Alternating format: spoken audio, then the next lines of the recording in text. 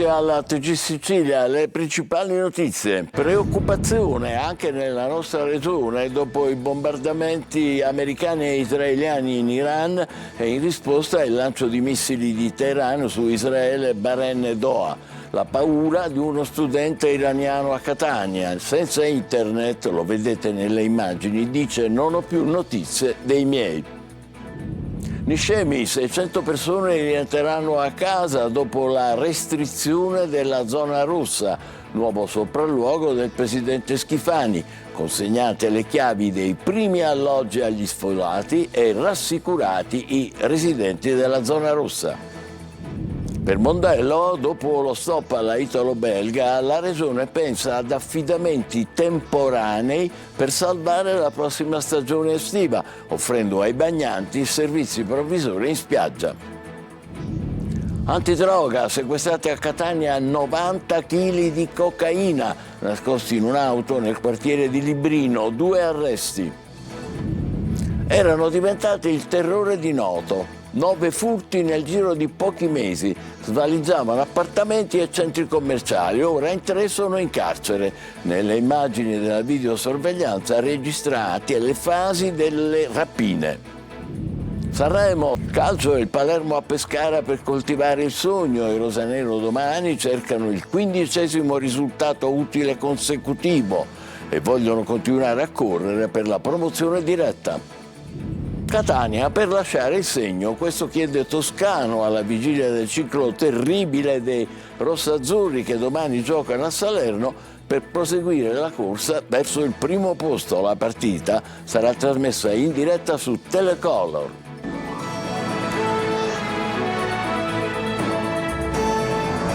Bentrovati, non vogliamo questo regime. A TG Sicilia parla Daniel, iraniano, che sta vivendo, come tanti altri suoi connazionali, ore di apprensione per gli attacchi americani e israeliani a Teheran. Sono preoccupato, dice al nostro microfono, ora manco internet e non ho notizie dei miei genitori. Tonino De Mana.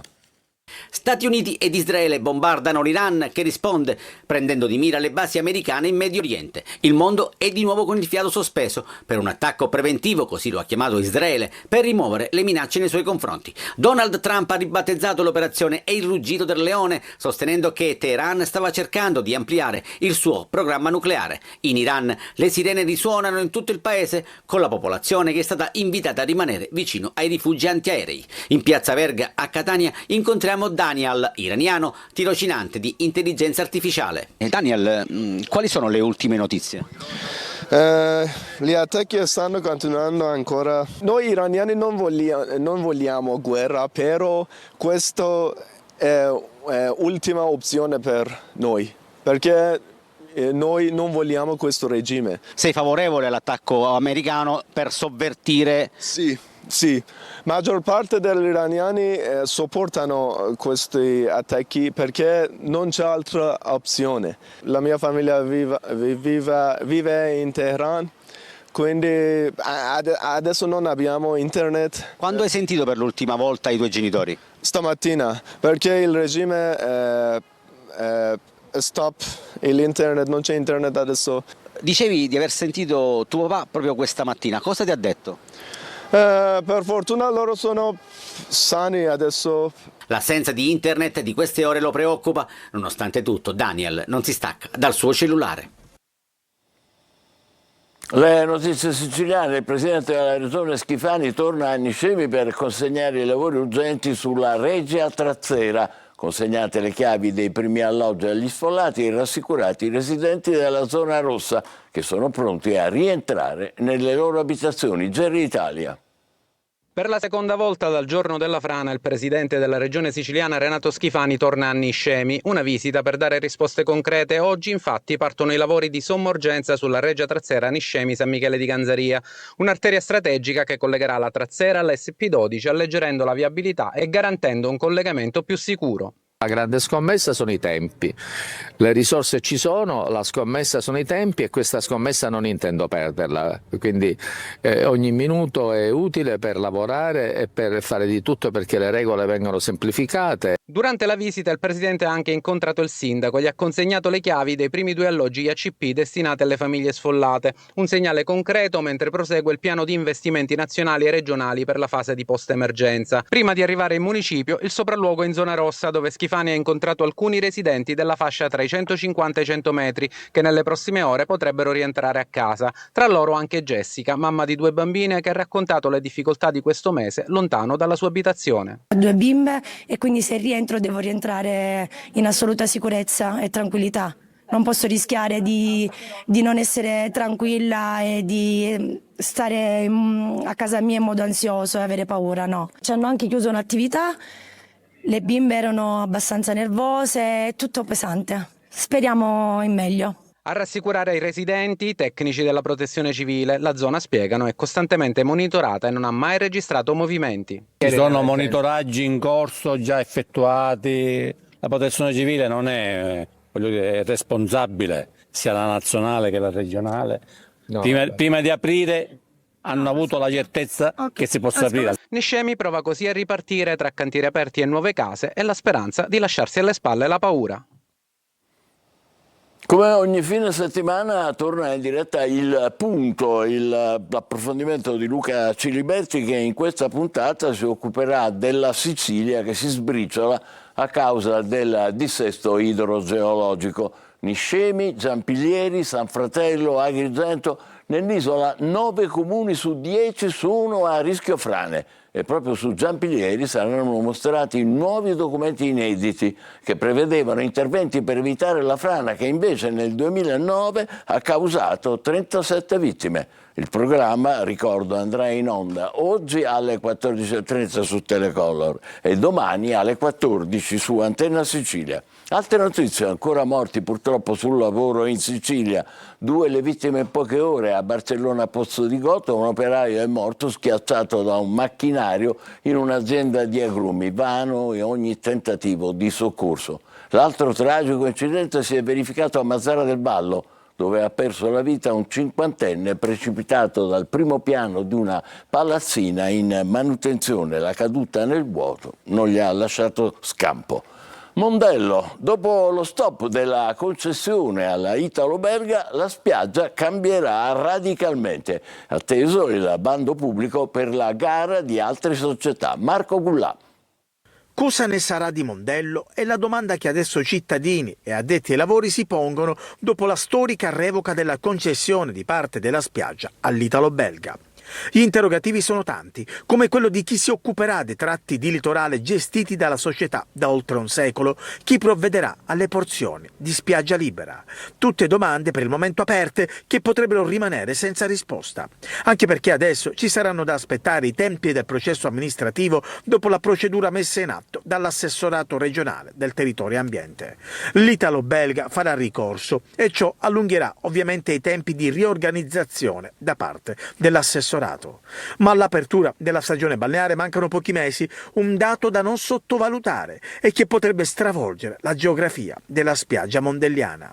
L'assessore regionale al territorio Giussi Savarino manifesta fiducia e sostiene che si potrebbe procedere con concessioni a 90 giorni, ovvero affidamenti temporanei per salvare la stagione 2026, offrendo servizi ai bagnanti in attesa dell'adozione e dell'approvazione del PDM, il piano di utilizzo del demanio marittimo, necessario per poi redigere i bandi.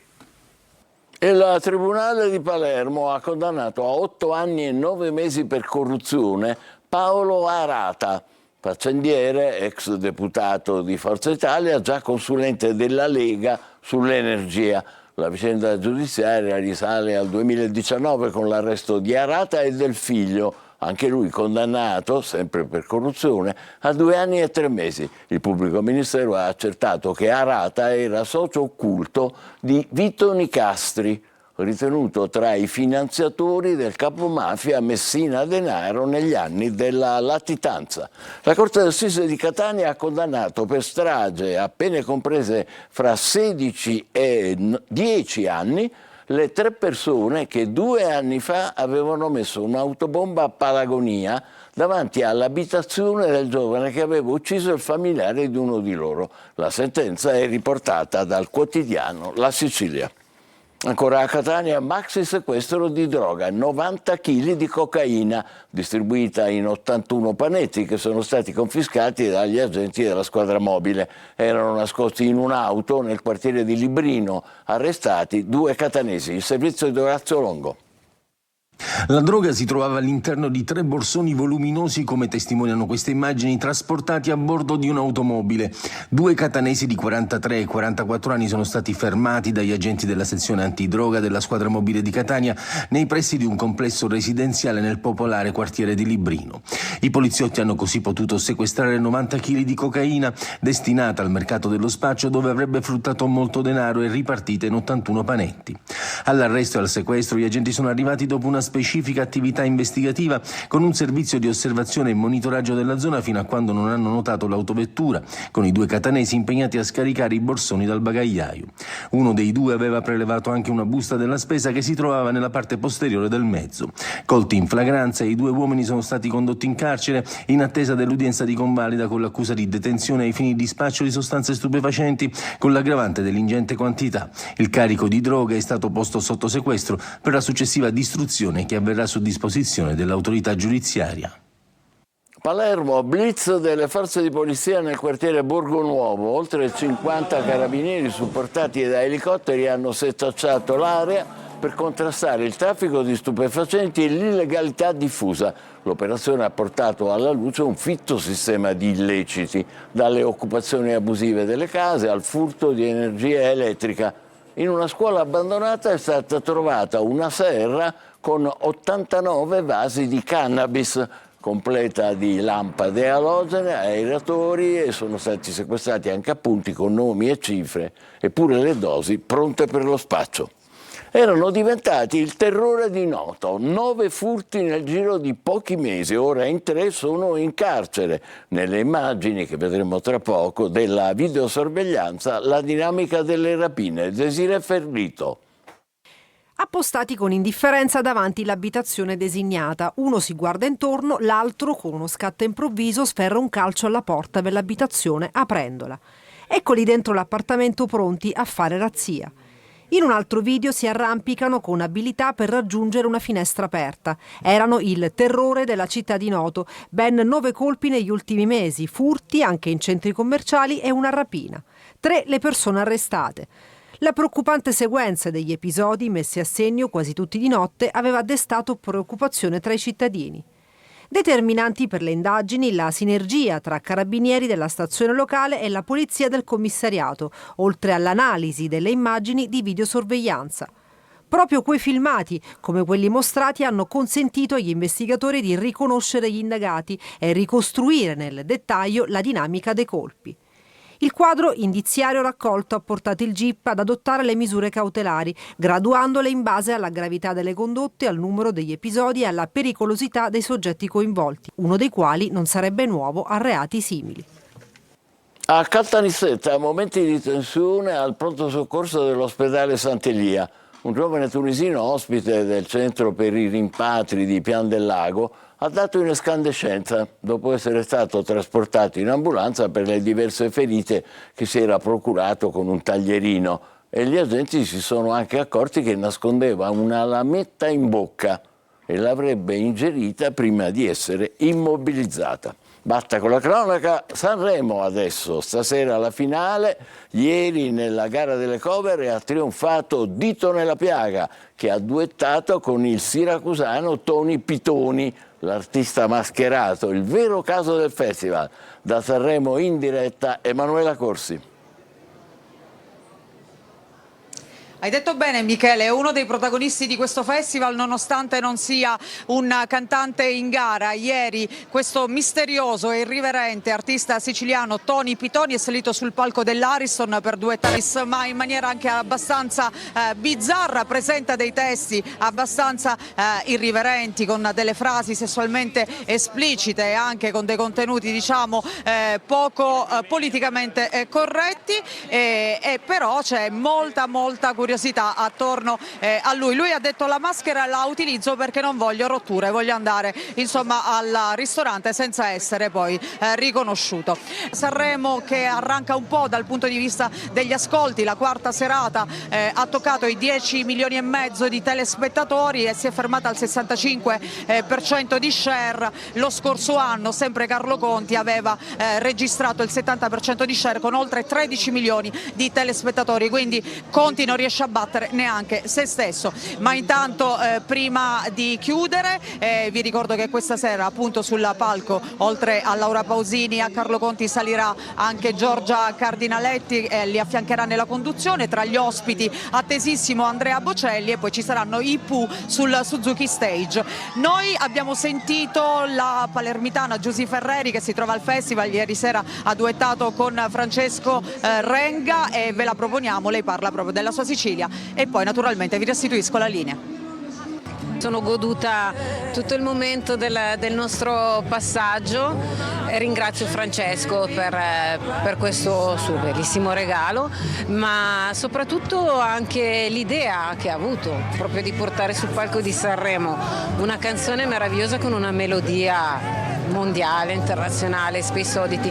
Però l'idea di essere sul palco di Sanremo, il Festival della canzone italiana, e pensare di fare la versione italiana con il testo del nostro grandissimo Mogol, che proprio David Bowie apprezzò nel 1970 e decise. Grande Giusy Ferreri. Nostra pausa tra poco per il calcio. Palermo in campo domani contro il Pescara e dubbi in attacco per il Catania che domani sarà a Salerno. Tra pochissimo, vi aspetto.